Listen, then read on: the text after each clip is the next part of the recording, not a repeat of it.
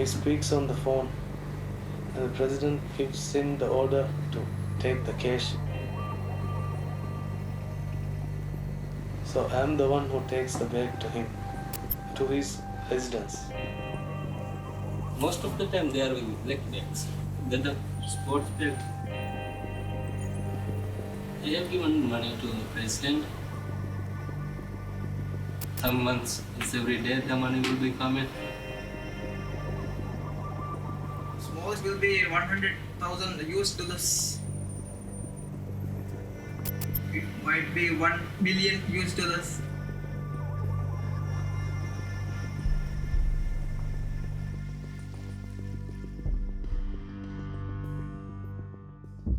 Al Jazeera's investigative unit has obtained secretly recorded confessions and a major data leak. Over 10 gigabytes of documents, photos, and messages. They tell the story of the president of the Maldives, Yamin Abdul Gayoom.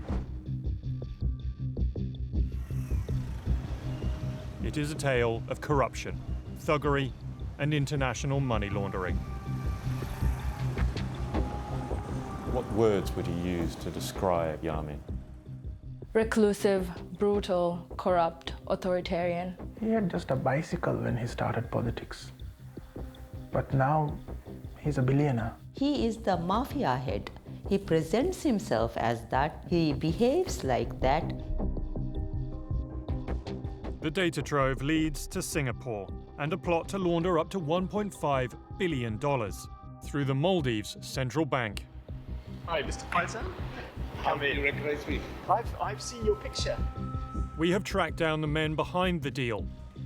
Men who move billions of dollars in cash stacked on pallets. How many pallets you have? 300, 500? Well, not that big. Then that's not big, man. Seriously? So long as they don't sell arms, my conscience is clear. A journalist who criticized the government disappeared. A television station torched.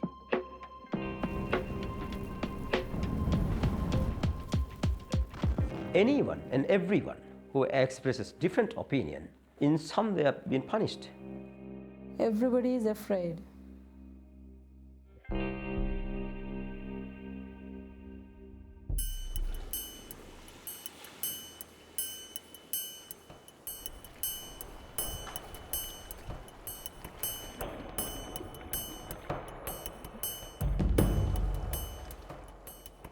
To the outside world, the Maldives is a picture of paradise. But the local people don't live on luxury resorts. For them, it's either the cramped capital or underdeveloped islands.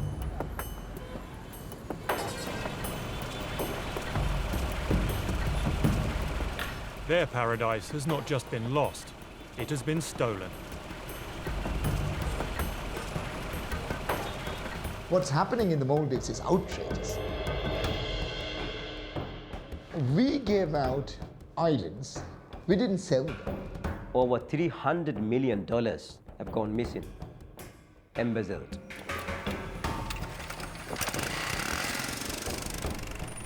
I'm Will Jordan. I lived and worked in the Maldives as a journalist a decade ago. I returned to investigate the country's ruler after obtaining an extraordinary data drop. The information provides hard proof of long-held suspicions. I didn't realize that they were using the state for all sorts of criminal activities. We'd heard rumors, but up until now, we hadn't seen any proof.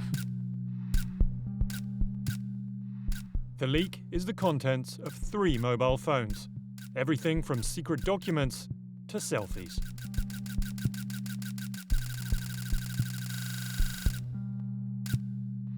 Taken together, they tell a story of corruption. The man on the phone, Ahmed Adib, the country's youngest vice president at just 33. In his phone messages, Vice President Adib portrays himself as more than just a politician. I am boss of all gangs in the Maldives. They all operate as a fleet. I took them over in the last election. Ahmed Adib swapped football for politics, becoming tourism minister in 2013.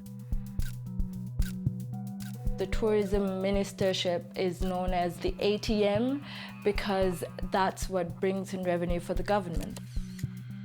It was also quite amazing, his transformation from 2012 to last year. He increased massively in size. He was just so fat.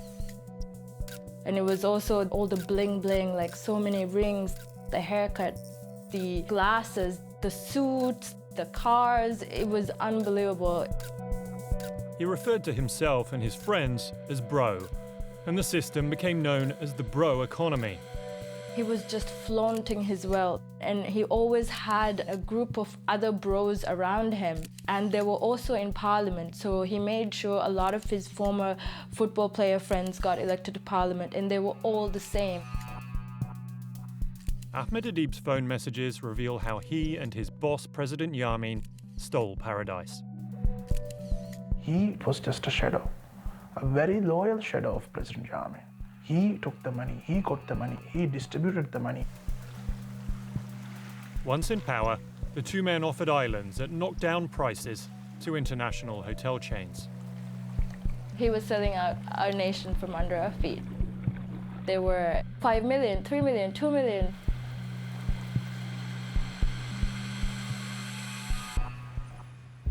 This building houses the Maldives Marketing and PR Corporation. It was the cash machine, and they illegally withdrew millions. Ablo Ziad was appointed director and regularly received texts from Vice President Adib to arrange their deals. 3 checks, 1 3 million, 1 million, 1 million. Bro, gifts also in that. Bro, don't worry, man.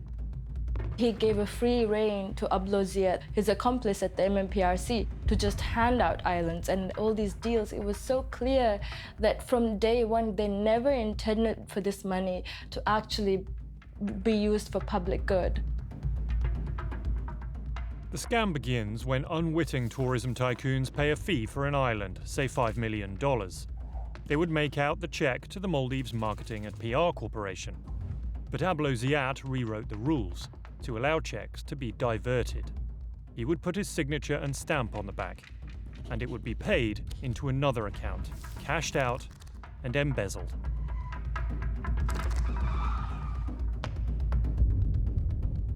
These 2 checks total over $5 million US. The checks were paid from the government corporation to companies controlled by Adib's uncle. The data show how Vice President Adib led the theft of nearly $80 million of state funds.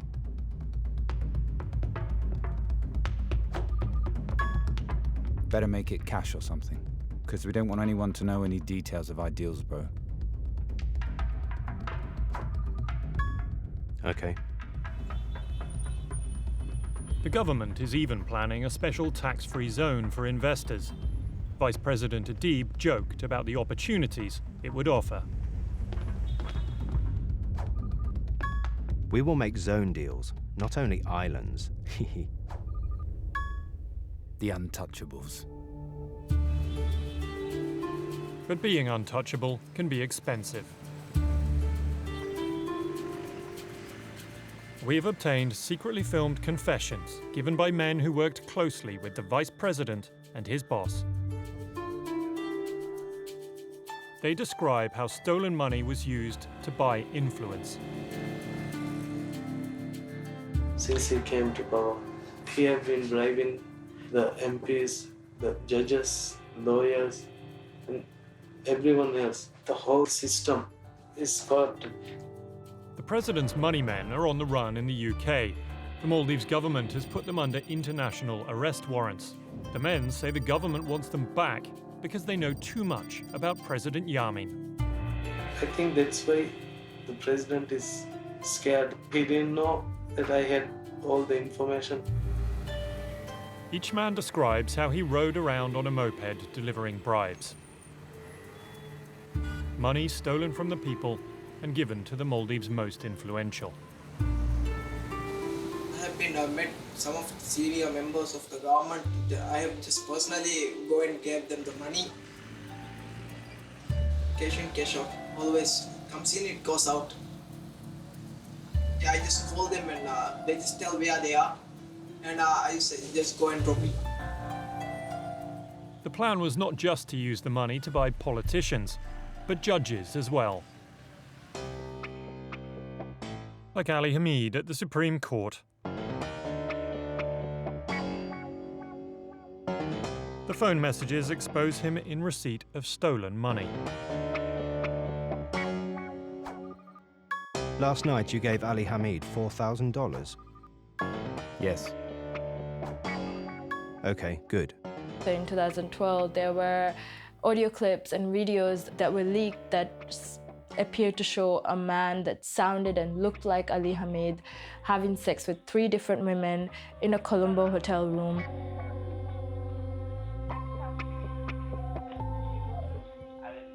And also of a conversation he'd had with a local businessman where he said, "I'm a Yamin man." The messages show that for a fee, Judge Hamid was a Yamin man. The tuition fees for 2 of his children abroad, and jobs for his brother and cousin bought loyalty until the next election. We will remain soldiers till the mission is over in 2018. We will never let them destroy our president and his team's achievement. After the sex tapes, Judge Hamid came under investigation. 6 months later, Vice President Adib managed to close the inquiry. Read the news. I have saved our patriot Ali Hamid. 6 months' work. My dear brother, you and His Excellency the President did more than enough for me and my family. I will always be grateful, sir. And after that video, he was appointed as the Chief of the Judicial Service Commission. That's the Maldives that we are talking about. We're talking about a man who was caught on camera having sex with 3 different women in a country where young women get regularly flogged for having sex outside of marriage.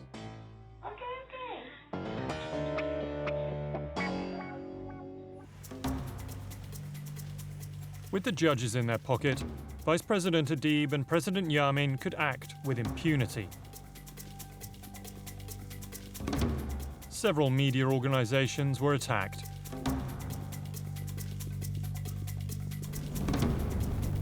Rajah TV was torched in October 2013. Shani Ziad is the head of the English department. Everything was burned down, everything, all our equipment is in here. It was all burned down. But we started 10 hours later in the new building. Undeterred, the channel continued to broadcast. A year later, the Vice President asked police to repeat the attack. But the Chief of Police suggested intimidating the channel's investors instead. Blast it again. No. I guess better to control sponsors. Okay, give me the list. Journalist Ahmed Rilwan vanished over 2 years ago. He was a reporter for Maldives Independent. Zahina Rashid is the editor. On August 10th, when he didn't show up for work, we thought, okay, he's hibernating. Monday, he didn't turn up for work. Tuesday is when his family said, we haven't been able to reach him, and that's when we got worried. They began retracing his final journey.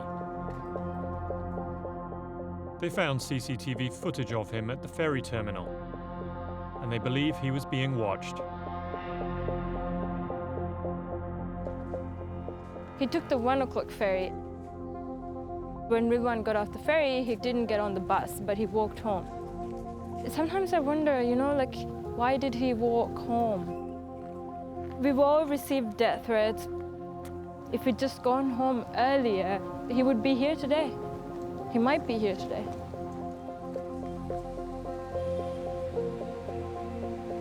This This is the corner. It's just changed so much. So he lived on that apartment up there, on the top floor. Between 1:30 and 2 o'clock, they saw like a man being forced into a car at knife point. And the car driving off really fast. The car drove off so fast, the people in the car didn't have time to close the door. 2 weeks after Rilwan went missing, police had few leads. The case had become high profile, but the president was not concerned. He instructed the Home Affairs Minister to take it easy on the investigation. Umar, no need to be overwhelmed by Rilwan case. Okay, noted, sir. At the very least, it implies a massive cover-up by the government. Worst, it implies that the president and the vice president were involved and ordered his abduction. We lobbied every single government body or state body that we could think of. I mean, we knocked on every single door, and none of these places responded. Rilwan's family suspect he was investigating corrupt island deals. It's a corrupted place where only the people who says yes without questioning who get the benefits of everything. But since we keep on questioning, we are targeted. It wasn't just the abduction, but it was also the fact that the entire state failed. I think that was even harder, the realization that when something happens to you, the people who are entrusted with your safety don't care. I think that was even harder.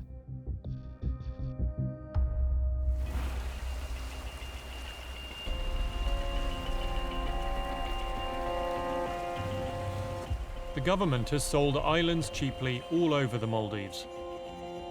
Today, in the Greater Malé Atoll, there isn't a single lagoon left to develop.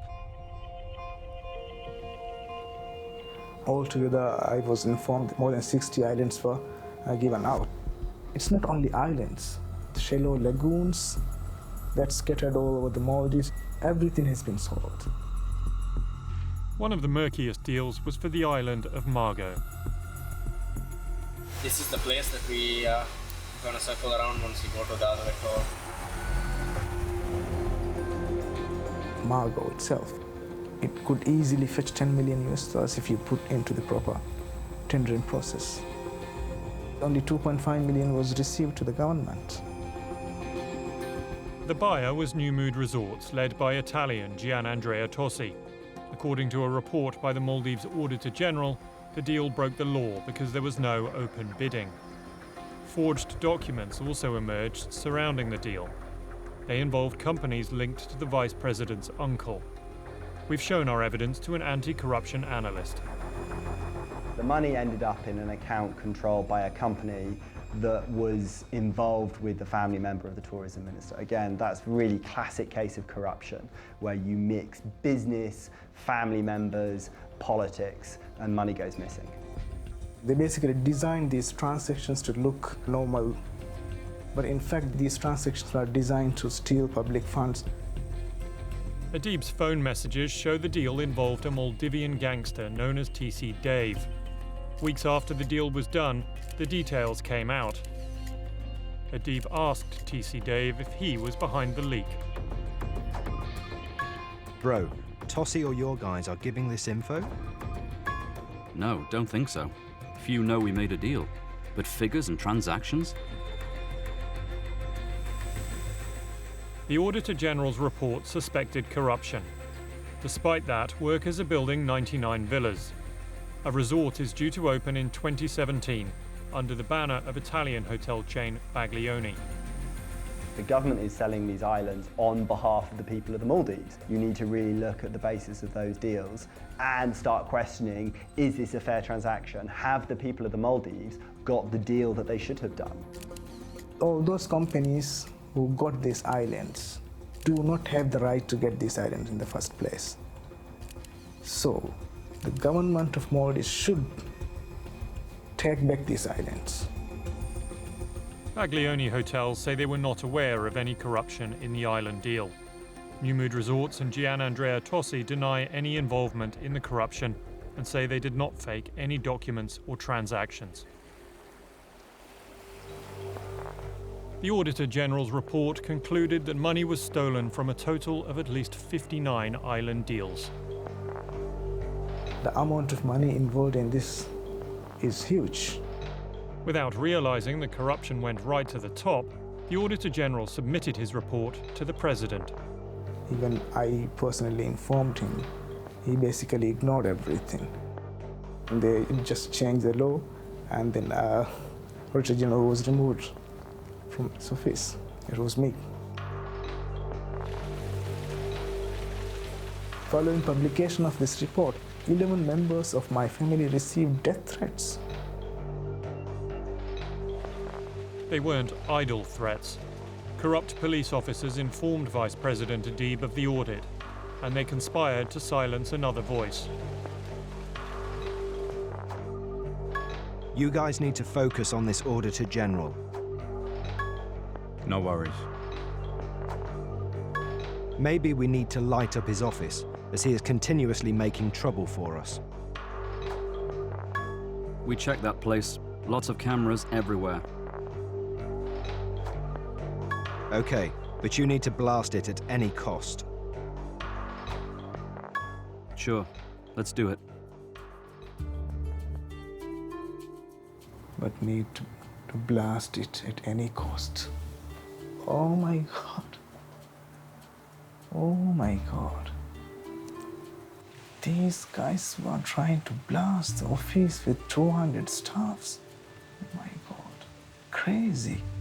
State-sponsored terrorism against its own people and institution.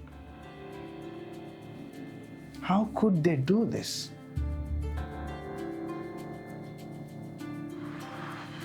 Oh dear. Such a dirty government, I never imagined. Sure, let's do it. This is coming from SO Police. Let's do it. I think the reason why this thing was going on is I warned them I'm going to publish the report. So they were trying to stop us from publishing this report. I never knew that it was actually organized at this level.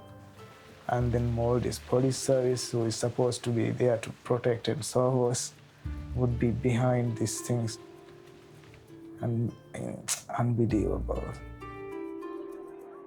In part 2, President Yamin's impunity grows, and so do the deals. We confront men involved in using the Maldives to shift up to $1.5 billion. Sir, do you help people launder money? My God, how can you even say that?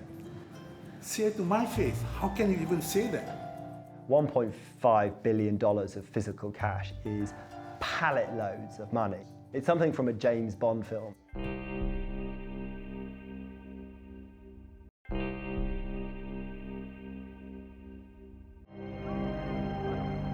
In part 1, we discovered how President Yamin Abdul Gayoom has turned the Maldives into a mafia state.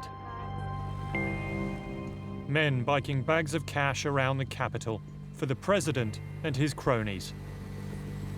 He has conquered the whole system. Later, a plot to move up to $1.5 billion in cash. We reveal the Asian businessmen involved. Much as they say money is dirty, I don't deal with arms and drugs. That's it.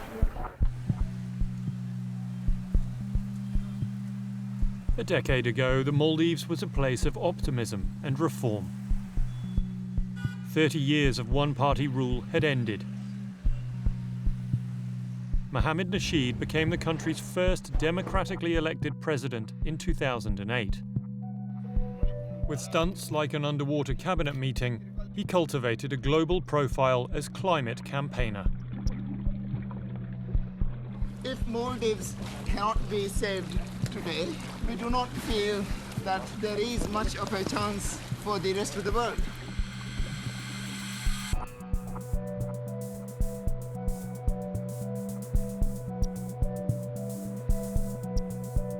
But Nasheed's future was to be shaped by events in one of Asia's major financial centres. his officials detected a massive fraud. It started in Singapore, but it would end in the Maldives. That was a very big scandal, and the amounts involved in those transactions and that corruption is also very, very big. It concerned the Singapore branch of the Maldives State Trading Organization. From the 90s until 2005, Yamin was in charge. Yamin was the chairman of the STO. He formed an oil company registered in Singapore. This company was selling oil to Burma. It had the hallmarks of fraud, so Maldives police worked with Singaporean officers to investigate. Nasheed's government launched a court case, which would soon implicate Yamin. We have obtained 2,000 pages of legal papers. They lay out President Yamin's role. The alleged fraud adds up to over $140 million. The STO imported oil to the Maldives. Yamin allegedly helped divert some of it to Myanmar's military junta. An additional secret company was set up. The STO invoiced Myanmar. So did the secret company. Its profits were embezzled. This is a way of siphoning off money, seemingly, for their own enrichment. When you control lots of the levers of government, you can abuse those levers by profiting from the money that the government is taking in. By 2012, Nasheed's officials had the evidence in place to charge Yamin with fraud. They were ready to take the case to trial. Then at home, a mutiny. Mohammed Nasheed was ousted, marched out of the president's office. On the day of the coup, we were just about to announce some of the details of that case. I was under threat, I was under pressure, and I was forced to resign.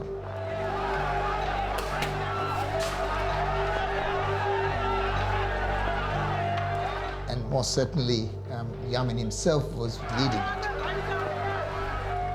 Away from the unrest, the new government stopped the investigation. The case was quickly closed and the paperwork locked away. Yamin had got away with it. A year later, he was president, and his first target, his old adversary. Mohammed Nasheed was arrested in February 2015. A month later, sentenced to 13 years in prison.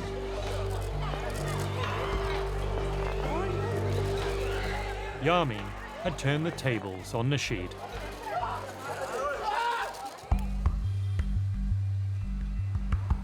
Our evidence suggests President Yamin personally chose the length of Nasheed's sentence.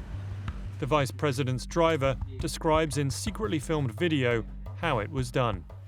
The day Nasheed was sentenced, they called me and told me to pick a letter, so I went there and he gave me something written without an envelope. I just opened it. It was written Nasheed sentence. So I just went and gave to Adi. He was just laughing. Then he just called President called, there's something has to be changed. That night, they sentenced Nasheed. So it appears that your sentence of 13 years for terrorism was ordered directly by the president. Well, it's sad. Not only because I've been unlawfully and illegally held for so long, and my family has been uprooted from my home. I have had to leave the Maldives. All of these politically motivated sentences are being directed by President Yamin. I've been told the same, but you've of course proven it beyond doubt that these sentences are dished out by the president himself. So if I was arrested tomorrow in the Maldives, what hope do I have of a free and fair trial? Zero. Why? If you do any little thing that challenge the existing power status quo, then you are done. Then you go into jail and you can sit there. This is not an independent judiciary at all. It's a judiciary hijacked by the executive, by the president. It's probably the most corrupt institution in the country. In power and with their rival in prison, the Maldives became a playground for President Jammeh and his deputy Adib. They stepped up the scale of their ambitions. Phone messages, photos, documents and emails reveal a new plot. I am trying to bring $1 billion for a project. The total soon rose to $1.5 billion. It was hard currency. $1.5 billion of physical cash is pallet loads of money. This is stuff that physically weighs a lot. The fact that they're bringing this in physical cash is a huge red flag of money laundering. Vice President Adib worked on the project with 3 of the president's closest aides, including his nephew. They laid out an island investment plan to a group of secretive businessmen. The tourism ministry sent the men lagoon coordinates. They outlined a resort investment scheme for an implausibly large $1.5 billion. But it was a ruse to make the plot appear legitimate. The government is making a cover story of giving us a project development. For that, the funds will be brought. The middleman was Singaporean Tan Kuan Yew. He replied to ministers, spelling out the details of the scheme. When the physical fund arrives in Maldives, we need support from the Maldives Monetary Authority to secure the fund from the aircraft to bank premises for verification, counting, and ensure immediate credit to our bank account. The cargo was the equivalent of 12 pallets piled with $100 bills. The plan was to fly it into the Maldives. Soldiers then escort it to a vault, where it is verified and counted. The Maldives Central Bank then credits a private bank account. Then the money looks clean and can be transferred out bit by bit. After the account is credited, $10 million will be telegraph transferred to Singapore or Hong Kong. The balance will stay. If I can't find suitable usage after 6 months, the money will be telegraph transferred out. Flying in $1.5 billion in hard cash, saying that it's going for a development and then moving it on. This amount of money and in physical cash I think is quite unusual. I haven't seen an example of this amount of cash being laundered through a central bank before. It's something from a James Bond film. Vice President Adib gave one possible explanation of where the money was coming from, and the central bank governor said it could be done. It's all flight capital. People want to move here, mostly since Indonesian elections. A lot of offshore oil trade money. If they can provide the details of the source of the funds and the legitimacy of earning, we can find a way. It seems as though those at the very top of the government were involved in this supposed deal to move this money. There are examples of lots of countries where the government is effectively run by crooks.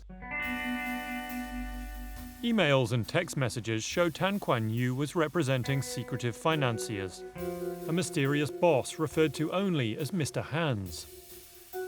A mining and energy investor, Indonesian Rosihan Yaakob. A British-educated Indonesian who runs an iron ore mine, Abdul Hakam Hadi. Here he's pictured with the Malaysian architect of the deal, Faidzan Hassan. He spun the web of front companies through which the money would be laundered. Faidzan's Facebook account shows he was in Iran in early 2015, the time of the plot. And this email from Tan Kuan Yew suggests the cash came not from Indonesia, but Iran.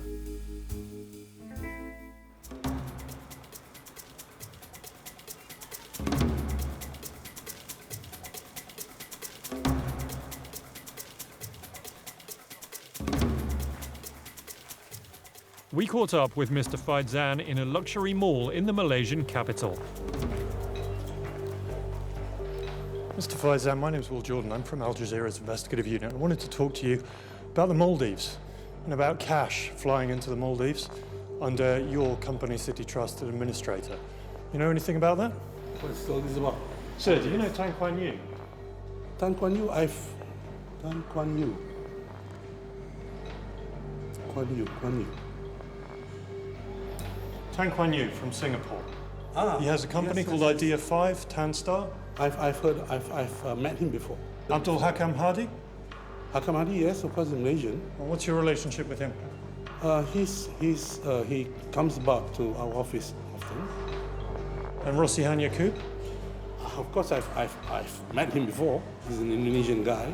So we have evidence of a plot to fly in hundreds of millions, up to $1.5 billion in cash I'd to like the to do Maldives. this. Yeah, that's a lot of money. And then transfer it to the State Bank of India. Huh? And from to an account under the name of City Trust and Administrator. Yeah, that's a lot of money. And it looks like money laundering. Why would anyone want to move that kind of cash? Why would I want to do? Are you trying to move cash into the Maldives? I've been doing this business for 35 years and I don't do such things. Sir, do you help people launder money? My God, how can you even say that? Say it to my face. How can you even say that? Sir, do you offer a service in which I can bring large amounts of cash to you and you will clean it for me? No way. Absolutely not. Absolutely not. But that's not what Mr. Faizan had told our undercover reporter minutes earlier. Hi, Mr. Faizan. How are you? Come in. You recognize me? I've seen your picture. He met Mr. Faizan under the guise of being an investment executive with a number of very wealthy clients. I've set aside time for you. Do you take milk? No, thank you. We basically look after high net worth individuals. We told him our clients were looking to move large amounts of cash, had political connections, and wanted total secrecy. This strongly suggests corruption and should raise red flags. But for Mr. Faizan, it was business as usual. Some of these individuals have very substantial sums. Some of it's Similarly. Some of it's in cash, and I know that might be an issue for. No, okay. I was reading the. The businessman appeared well connected. We don't write it. It's not about the know-how, it's a know-who. It is know-who. Mr. Faizan outlined what he could and what he couldn't do for us. Much as they say money is dirty, to me, I don't deal with arms and drugs. That's it. Okay. So long as they don't sell arms, my conscience is clear. The conversation turned to money laundering. How do you get around the issue of cash? I mean, if we have very large quantities of cash to how many move, pallets do you have? Well, it's pretty sizable. 300, 500? Well, not that big. Then that's not big now. Seriously, that's a physical. I mean, that physical transaction is huge. Yeah. Achievable. Yeah. Wow. Achievable. What currency? Well, it would be euros and sterling. Best. Is that okay? Because US dollars can be quite tricky. Because of the US central banks. Yeah. You know, currency comes out and to clear the Fed, it's a headache. Is it? But euros are much easier. Euros so much easier. Really? He had one concern, that the deal was so large it would disrupt the euro currency market. Although euros, the placement rate is not as fast because market cannot absorb so much immediately, but it can be done. The deal involved absolute secrecy, hiding our names behind several shell companies. Let's put it this way, I've layered some of these structures to up to 7 layers. Really? Yeah. So various jurisdiction, but this is a huge asset. So 7 doors which you have to go through to get to the identity of the beneficiary. And even at the end of it, the identity of the owner is actually a foundation in my name. And it goes nowhere. And that foundation, they come back to me and say, So, and it's actually a Panama foundation. Right. Oh, is it? Still. The dirty money would go through a central bank in the region. It'll come to a country in Asia, so I can say for now. Yeah. And that becomes your conduit. Arrangements with the central bank and everything else. Mr. Faizan told us we have misunderstood his comments and taken them out of context. Faizan Hassan, Tan Kuan Yu, Abdul Hakam Hadi and Rosihan Yaqub deny any wrongdoing in the plan to transport cash and say no money was moved.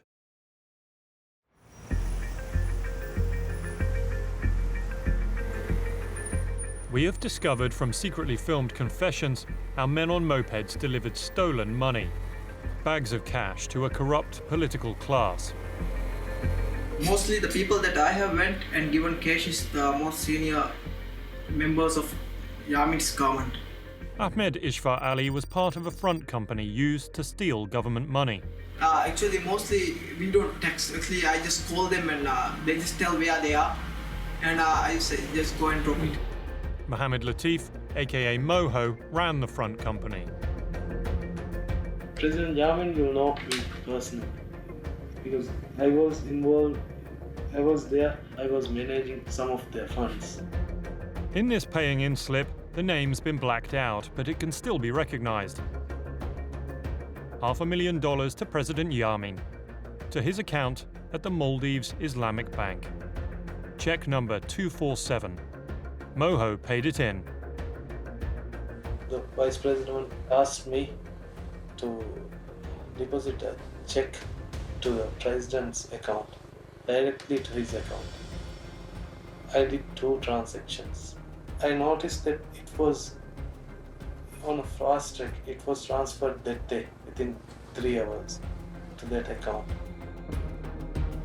I have given money to the President. Hussein Mohammed, aka Oite, was Vice President Adib's driver. He delivered the President's money on a moped, huge sums of cash in black sports bags. The Vice President made the arrangements. I go up Adib and I will tell him that I have received this money. Sometimes he will tell me, go and give to President. For the President it is, but I mean it's difficult to carry. One time Yamin was angry with me. Adib just texted me and asked me to give 100. So I thought it was 100,000. So I took 2 bundles, that is 50-50, and Yamin came down. He himself came down, so I just gave the money. He was like this. He made the face to me. He told me to give 1 million. The bag is full, 1 million. So again I had to go to Yamin place. Then he came and he got the money. By mid-2015, Vice President Adib had accumulated money, power, and 3 gold iPhones.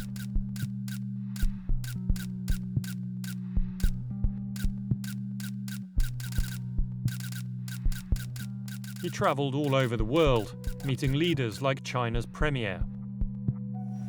His plan was coming together. He had installed a friend as Prosecutor General, effectively placing himself above the law. After that, my power is complete. Adib even tried to get a gun and 24 bullets.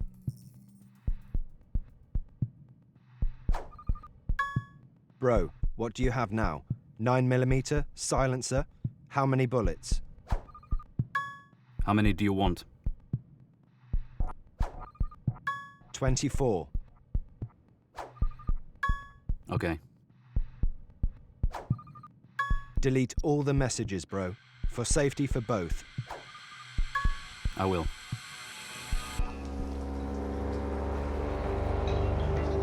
But the Vice President had risen too far, too fast. In October 2015, a blast hit the President's yacht. The First Lady was hurt, and President Yamin blamed Adib.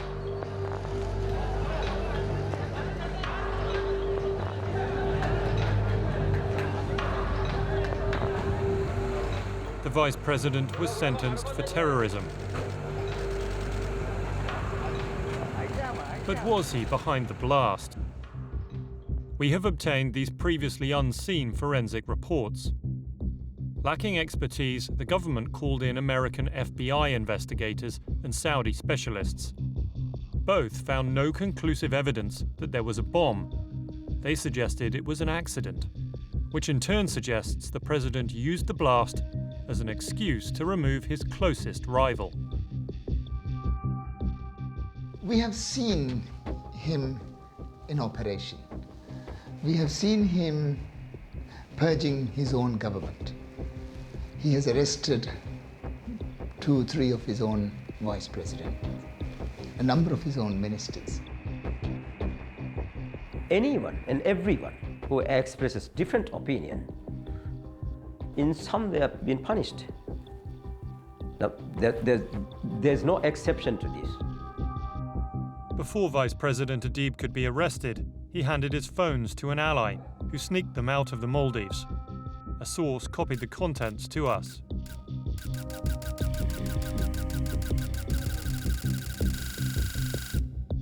The phone leak, documents and recordings have revealed a paradise conquered, corrupted and stolen.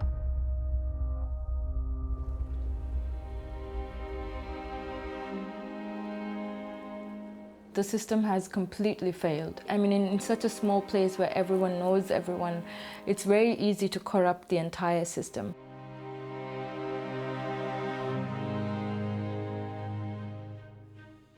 It's like a gang operating at the top of our government.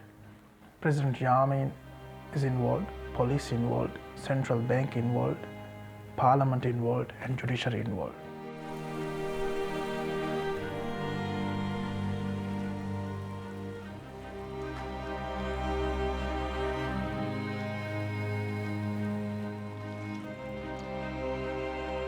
There's no future for the country. So there's no future for us either. Everybody is afraid.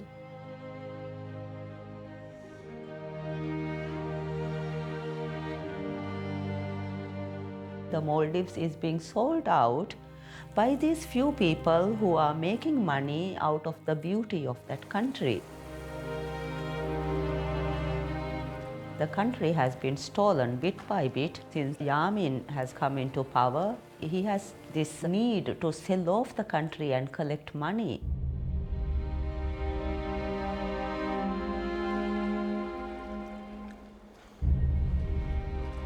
I would say to him that you do not have the right to stay in power now. You have lost the legitimacy, and you are, in my opinion, one of the most corrupt, incapable, and autocratic leader we can ever get.